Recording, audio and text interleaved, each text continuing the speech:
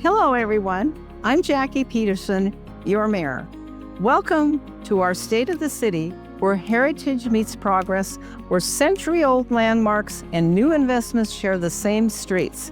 This year, Hemet strengthened its finances and invested in public safety, infrastructure, and economic growth, building momentum for everyone. We closed last year with record investment earnings, and we're putting those dollars to work for our residents.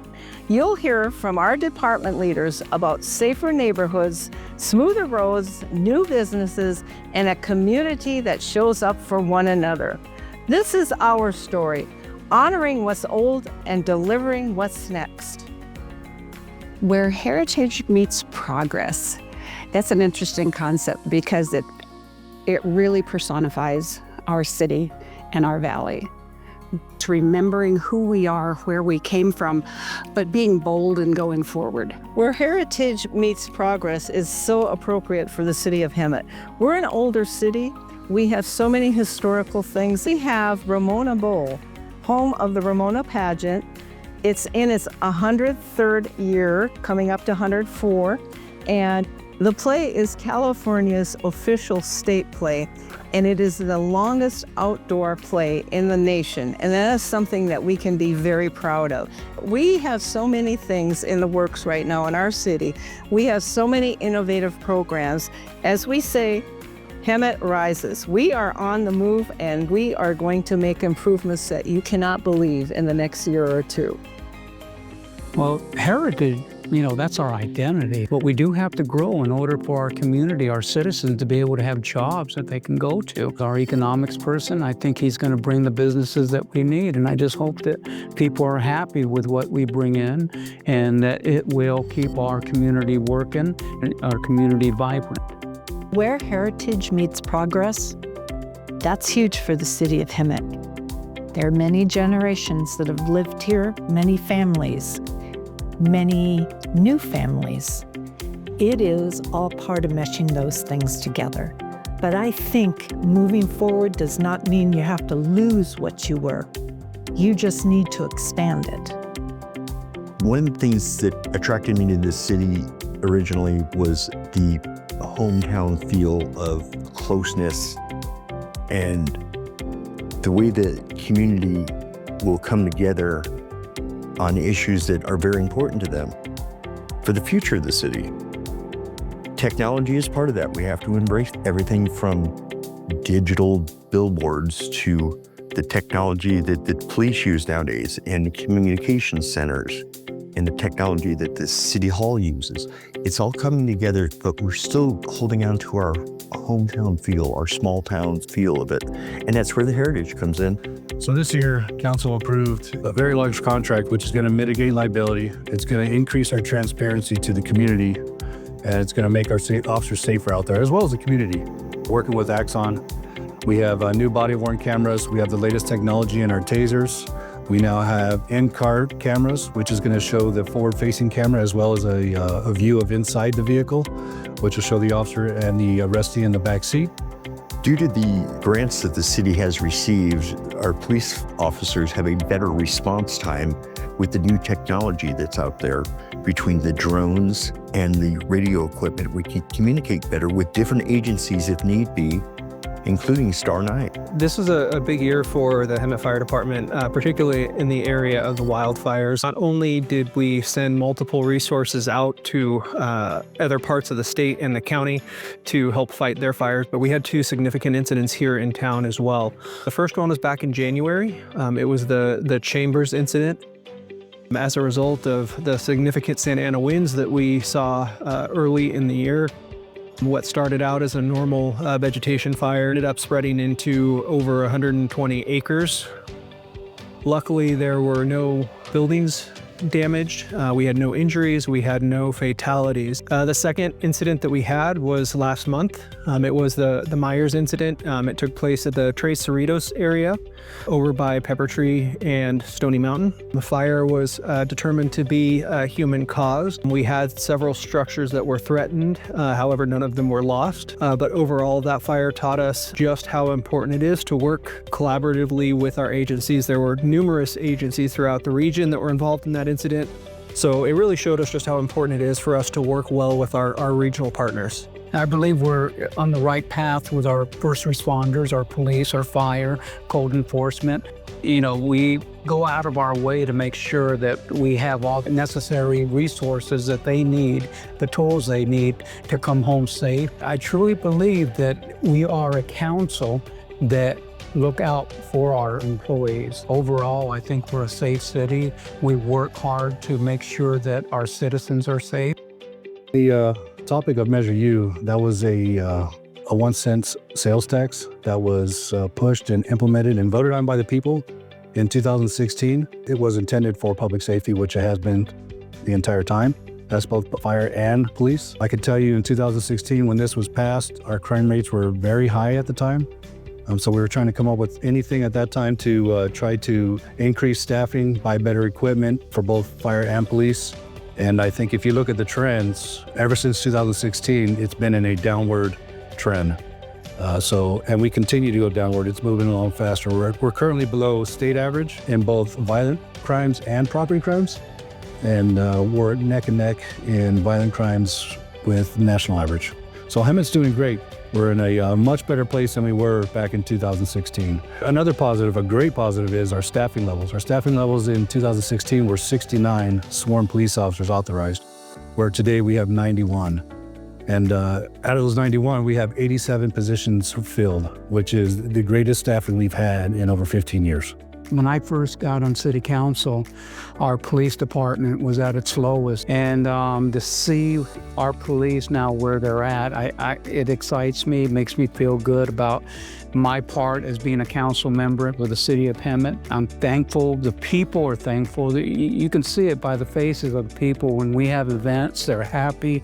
They don't feel like, they don't feel scared like they used to at the beginning. And, our police are out there. You see them in the streets. You see our motorcycle police officers out and about. So I think it's great. It's a great time in Hemet. Over the past 30 months, the city has completed $30 million of street improvements for the city. This significant progress has been made possible by advancing previously stalled projects, getting additional funding and support from the City Council, and also by filling key positions in the engineering division that it gives us the capacity to design and manage these projects. Altogether, these efforts have resulted in the rehabilitation, replacement, or maintenance of approximately 7.5 million square feet of asphalt. This is about 120 lane miles of roadway, which also equates to about 40 miles of average roadway. Our Public Works Department has done so much work this last year. Besides what they get in their yearly budget, they've gotten grants, and the city also gave extra money in our general fund to help with the paving of streets that we really needed. And our residents are noticing. So we are getting a lot more upgrades and pavement. We have a ways to go, we know that, but we are working 1 mile at a time. We are enjoying some of these new benefits, and I'm sure our citizens are enjoying them immensely. The City Council recently voted on increasing the city's economic reserve policy from 20% to 40%. This will ensure community stability for future years. In addition to setting aside a larger reserve, the city is building upon long-term financial planning strategies with gradual set-aside that aligns with the City Council's goals. For the future, this ensures that the city will be able to deploy infrastructure upgrades like street repairs, facility improvements, and equipment replacement. I am very proud of what has been accomplished this past year. Look at all of the streets that have been repaved. You look at the city buildings that have a facelift, a new paint job, the skate park, the pickleball courts. But the city has accomplished a lot, especially if you take the last 5 years. I'm very, very grateful that we have built a strong reserve for the city, and also that we have discretionary funds that we can spend each year on different projects. So I'm very, very proud of what the city has achieved, what staff has achieved, what council has achieved, and we're all on the same page to move Hemet forward and make it the community that all of you really enjoy living, working, and having fun in. Additionally, the City of Hemet has invested heavily in some of the infrastructure for our firefighters. Specifically, we had a new roof placed on Fire Station 5. Fire Station 5 is over off Hemet Avenue, and it is a mobile home that was built back in 2005, so it was due for a new roof. That was completed earlier this year. Additionally, we had a substantial remodel of our Fire Station 1 over here off of Juanita. We remodeled the inside as well as the outside, and this allowed us to really demonstrate to our firefighters how much the city values them and how much they mean to us, and how important it is for them to be comfortable and to feel like home when they're at the fire station for multiple days at a time. We also improved technology within the station that helps to get the firefighters out of the door quicker, to reduce response times, to be able to identify which resource is being requested, as opposed to toning all of them out. So we only wake up the firefighters that are needed for that particular incident. It also feels more comfortable and more at home. The City of Hemet's fire station upgrade was really needed for many years. What this says about the City of Hemet and its view on its firefighters, what its view on its citizens is, we value the employees. We also value what our citizens are going to need from us. And that's setting up something huge. Fire Station 1 is a hub, and it's the beginning of many other stations' upgrades. It's investing in our employees, which in turn is very important for the citizens. Some additional projects completed by Public Works this year was adding shade sails at both the Gibble Skate Park and the Brubaker baseball fields. This provides our visitors a place to cool off on our hot summer days, and improves our visitors' comfort and their overall experience at the public facilities. So with the addition to the shade sails at Gibble Park and Brubaker and the designs coming up for Weston Park, I'm very excited about that because it's another place where the community can gather and feel safe and not have to worry about it. And it's going to bring up the youngsters too. And we want that. We want the community to involve itself with itself. Here at the City of Hemet, we are thinking innovation. We're thinking on a 5 to 10 year strategic plan and bringing in high growth sectors, the businesses that matter. We go and knock at the doors and we make sure that they understand that we're here for them. Not only thinking innovative grants to assist them meeting their bottom lines, but attracting new businesses, going to conferences nationally and locally so we can attract the top growing sectors such as the green, blue energy sectors, aerospace, and getting into the semiconductor and artificial intelligence sector. Use an example such as National 2 Supply. They took a chance in the City of Hemet. They came from a local surrounding city and they invested their hard work dollars into the City of Hemet. And in less than 2 years, we've been able to transform dirt into an actual building. And we're very excited to welcome them here in the City of Hemet. And just this past summer, we saw their doors do a soft opening and really bring in local staff, local dollars to the local economy. And we were already seeing a transformation immediately within the surrounding areas with higher gross revenue and, more importantly, seeing new business and development in the western corridor of the City of Hemet. And our tube supply, I think it's a good building. I believe that, you know, they're open and taking care of business and things are going good with tube supplies. So I'm hoping that we have residents that are working in there. And if so, then I'm even happier. But overall, our economics have really grown here in the City of Hemet, especially with our economics director, Ben Sandoval. He's amazing, and he brings companies out here. So I'm looking for a good 2025 to 2030. Here in the Valley, we're very fortunate to have a Hemet Auto Mall right here in the City of Hemet, where over the past 30 years, they've been selling cars to local constituents and regionally. And we're very excited to be able to continue to grow the relationship, not only with $3 million investment in the Hemet Auto Mall with a brand new layer of coating, but at the same time, bringing in investment with expansion. And we're very excited to be working with all 7 of our Hemet Auto Mall dealerships and helping them grow, which in turn will benefit the city with new jobs, new pavement, and having more funds to be able to fix our landscaping and streets. So we continue to look forward to seeing this relationship blossom, and there's so much more to come in the near future. One of the things I'm most proud of in the last year is our contributions to our small businesses and our bigger businesses. We are basically a small business city, but the Auto Mall is our biggest tax revenue. And we have made significant upgrades to the streets in the Auto Mall. And we also have a tax incentive program whereby they can get their tax money back if they make certain renovations to their existing business there. Also, if a new dealership comes in, they get part of the tax revenue back for many years. And we really want a new dealership in here. We have room for a new dealership. So we want to expand our Auto Mall also.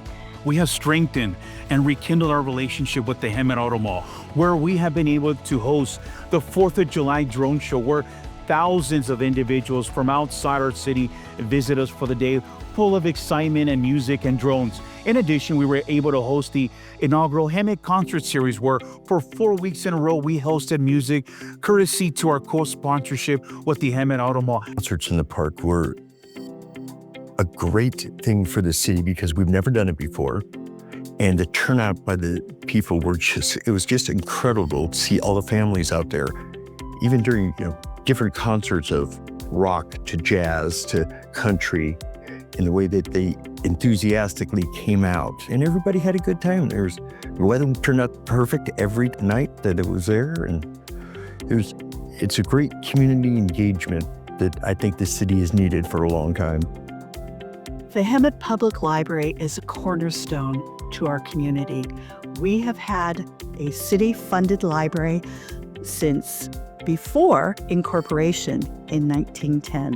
We thank the Hemet Women's Club for their proactive participation in getting that first reading room, our Carnegie Library donating the property, by the way, that the Covell building sits on, and then participating in our current location. In January, the Hemet Public Library was able to open an additional day.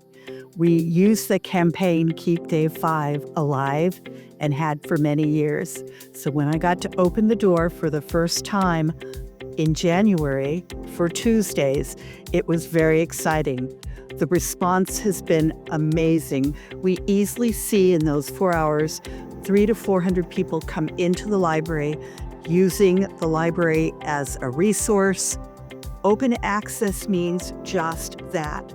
The doors are open to our community. We have an expanded library, so not only things for older citizens as in reading and book club and different things like that, but also a large children's area. And if you haven't been to the library and enjoyed children's reading time, it is fantastic. Not only kids, but the parents are there, of course. It's so beneficial. And this last year, we were able to open an extra day. So it's Tuesday through Saturday. I would love to see it 7 days a week, but we'll work on that one. But it's so important for our younger people to have a place to come to do studying. We have the computers, we have all sorts of resources at the library, and it's a safe place. So for young kids, for teenagers, for older people looking for jobs, we have the resources there to help them with that. One of the council's strategic plan initiatives this past year was to create a Hemet Youth Council. In early July 2025, we launched 19 members of our Hemet Youth Council. The council created the Hemet Youth Council to make sure that we didn't have a blind spot in our community regarding what the youth were interested in, what needs they spotted, what amenities and programs may be missing from our community.